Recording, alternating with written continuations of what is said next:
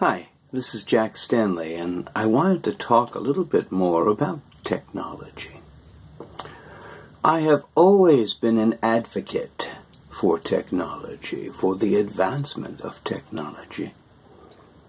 And I have promoted technology. I worked in a sound laboratory in the 1980s. I worked for Belcore. And I was working in their sound research lab, which was fascinating. We were working with sound. And I was working with a whole crew of individuals who were researchers. And they all had their little idiosyncrasies. And the head guy there was a Dr. Gopinov.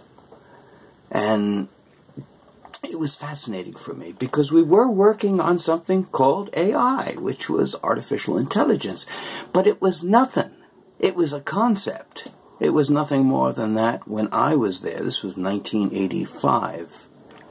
What is that? That's 32 years ago. The interesting thing is, as time has gone on, I have studied Edison a lot, and has studied the whole field of research and technology. And what has become very helpful to me is the fact that I worked in a research lab. And I'm understanding the bizarre nature of it, or the individuals within it. Because, let's face it, research labs are not designed for the most of sane people. We're all a little bit off, because that is how you change the world. You don't change the world by being like everybody else. You sit down and you do things differently. You think differently. And that's an important thing. And I'm very proud to have been involved in that research. And so it's an interesting thing. A lot of times people talk about the history of Edison, let's just say, but they don't have that one side of it by looking at what it was like to work in a laboratory. And it was very helpful to me. Other things, you know, when you think about it, I remember we were working on creating large screens out of multiple televisions and stuff like that. That was one of the experiments we were doing. These were all very unique and brilliant individuals that were all square pegs in a round-holed world. And it was my pleasure to work with them. I used to go in there like at 3 o'clock in the morning, and I would sit there in the lab, and I would see people come in. Sometimes they'd get dressed up. They'd be wearing checkered pants with striped shirts and a polka dot jacket, or polka dot shirt and a striped jacket. It was like, and the tie, of course, would not match anything else. It was typical.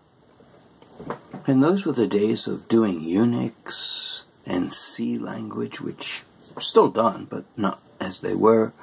And you had all these interesting computer people who were looking at things and learning and exploring and sharing. So now, as artificial intelligence is becoming more a part of the real world and not our imaginations, as it was when I started, now we have to get ourselves ready and put on our seatbelts, because with this type of technology, it advances fast. This type of technology advances fast. And you need seatbelts, because we're going to be moving fast. And I really do feel that within the next 10 years, we are hardly going to recognize things. Things are going to change a lot. Some things will stay the same. Some things will stay the same 100 years from now. But we're going to see a change in the influence of artificial intelligence upon us, and robotics upon us. Artificial intelligence is already with us. I mean, there's already telephone answering systems using artificial intelligence, and artificial intelligence is used in many different programs. But pretty soon. It's going to be a major part of almost all that we do. That'll be interesting, and for some of us, pretty scary. We will see. It's going to be quite an adventure. Thank you.